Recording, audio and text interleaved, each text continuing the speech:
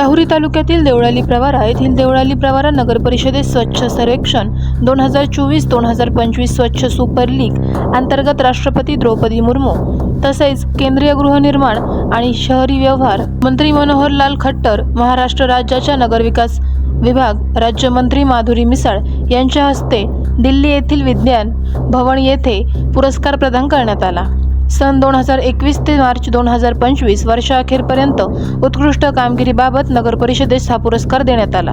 सदर पुरस्कार मुख्याधिकारी ऋषिकेश पाटील, आरोग्य निरीक्षक कृष्णा महांकाळ यांनी स्वीकारला।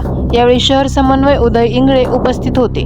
हा पुरस्कार देवळाली प्रवरा शहरवासीय, सर्व अधिकारी, कर्मचारी व विशेषतः साफसफाई कर्मचारी यांच्या योगदानामुळे मिळाला, त्यांना समर्पित असल्याचे मुख्याधिकारी पाटील यांनी म्हटले आहे।